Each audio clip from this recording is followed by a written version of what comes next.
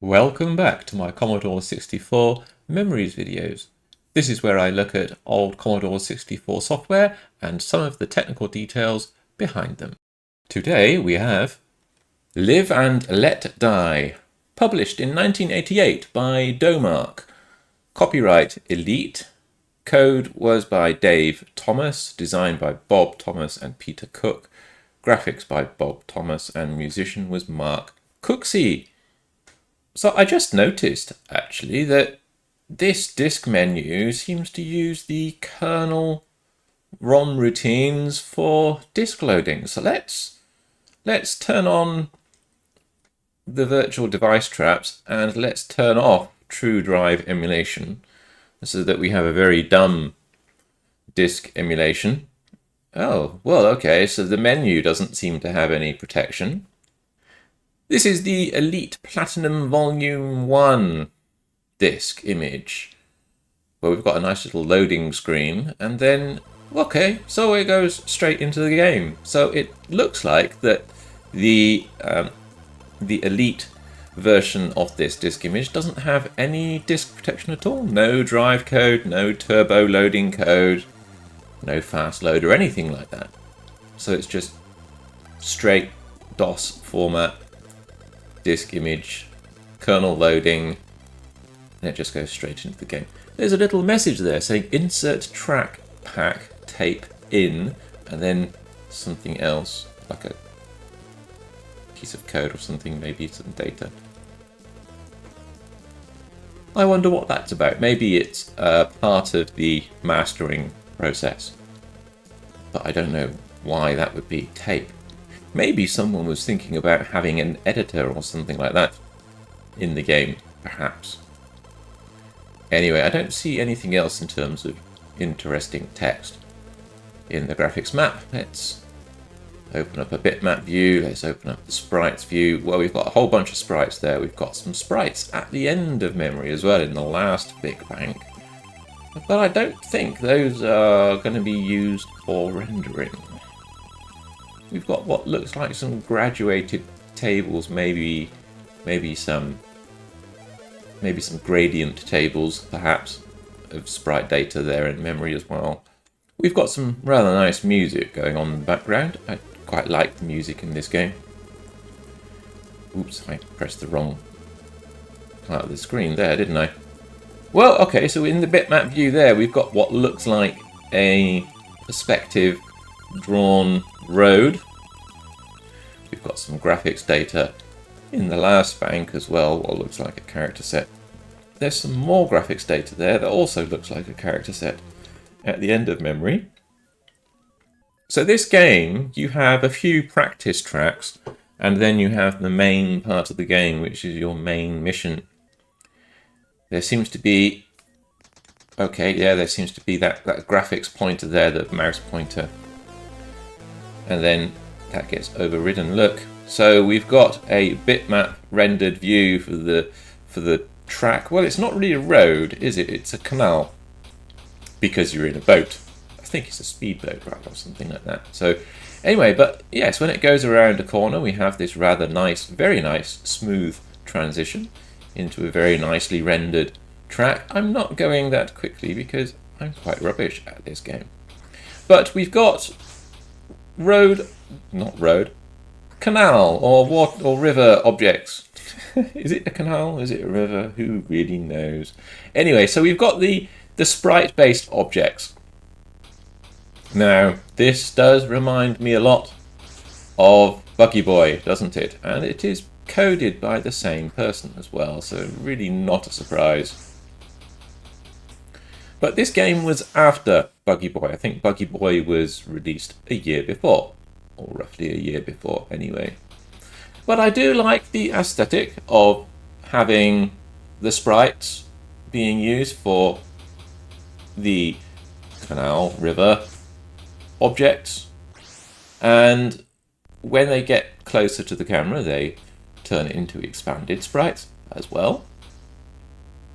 The top part of the screen is I think just a normal text and character based screen. It's not appearing in the bitmap view there. So, and because the sprites are appearing over the split where the scrolling background is and the clouds and the small little palm trees off in the distance, it's part of the same, I think it's part of the same Bitbank, it would make sense, right? So yes, rather nice little road routine. Let's have a little look at different areas.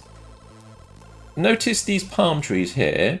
If I choose a different part of the world to go to, yeah, look, see, the trees and the rocks got changed. So the first 8 sprite frames in the Bitbank for the sprite definitions, starting at 4000 in hex there, so that's the second Bitbank in memory. Those get dynamically swapped out, and I bet they get swapped out to the sprites off in the end of memory that we saw in the last Bitbank there at C000. But look, if I hit a log, yeah, the speedboat bounces up and down, a lot like the buggy in Buggy Boy would bounce up and down. I think also when you hit the logs, right? Was it when you hit the logs in Buggy Boy? Or was it ramps or something? The tunnel coming in as well. I have a feeling that that's going to be updating the color RAM perhaps. Let's have a look. Yeah, look, there's the color RAM update.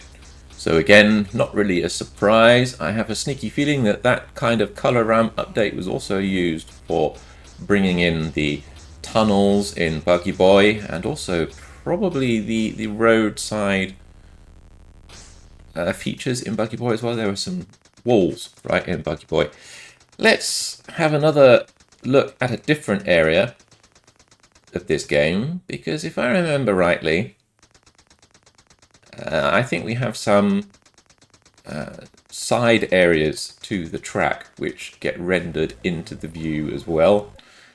Where was it? Was it Sahara, New Orleans? Well, New Orleans, I think, is your main assignment.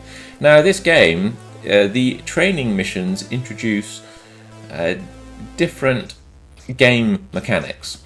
So some missions introduce shooting targets or missiling different colored targets using your missile rather than your bullets, and then some introduce these gun turrets to the side, and then some introduce these obstacles which you have to avoid by going up on the embankment. But I think New Orleans, the main mission part of the game, which is the real part of the game that you're meant to complete, it uses all of the game mechanics that were introduced in the training missions, which is, as long as you understand that the training mission part of the game is actually not the real part of the game, but it's just serving the purpose of introducing game mechanics, then it's fine. But then you realize that actually this game only really has one level, effectively, because the other parts of the game are training missions. They're not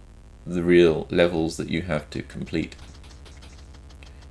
But anyway, occasionally these barrels or floating things of fuel, I guess they're barrels of fuel. There we go. You see, look, there's the embankment area introduced, and then the color RAM update comes along, and also the colorization. The color RAM update also shows how the embankment is colorized. The bitmap view, if you notice, it's pretty much drawing the same thing. It's drawing that solid multicolor area on the bitmap there, but the color RAM update was really the one which showed the embankment and the walls as well, that the walls come in, and then the color RAM update is also introduced. And then once the wall canyon thing disappears, then of course look at the bitmap, it's gradually widening the river canal. Again, it's basically the road, isn't it? But yeah, I do like the way that this game introduces the different game mechanics. But yeah, it's basically reusing the Buggy Boy engine, isn't it? Which is fair enough. You know, you invest time and effort into producing a nice engine, and you want to get your money's worth from it, so you might as well try and reuse that engine in at least one other game, I think.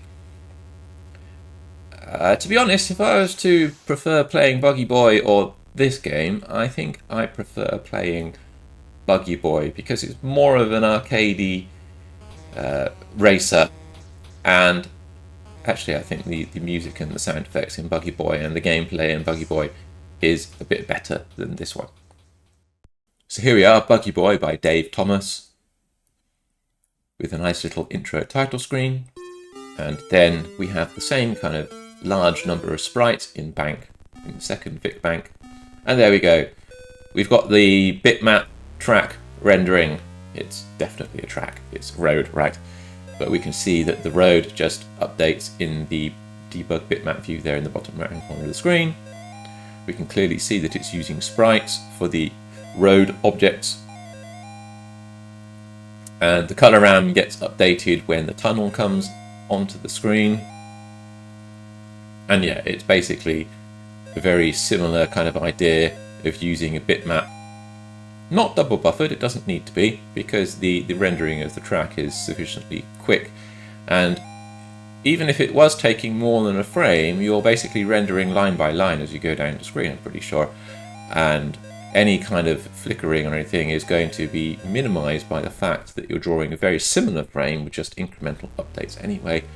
So yeah, bitmap view, well, bitmap screen mode for the track in this case is a very nice smooth way of rendering smooth corners and everything like that.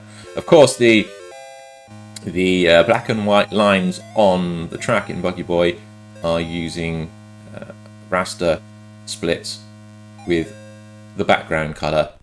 Because it's fully transparent, you can see the black lines on the debug bitmap view there correspond to the red and white alternating lines for the colors scrolling down the screen, and that's just raster bar effects or raster timed effects.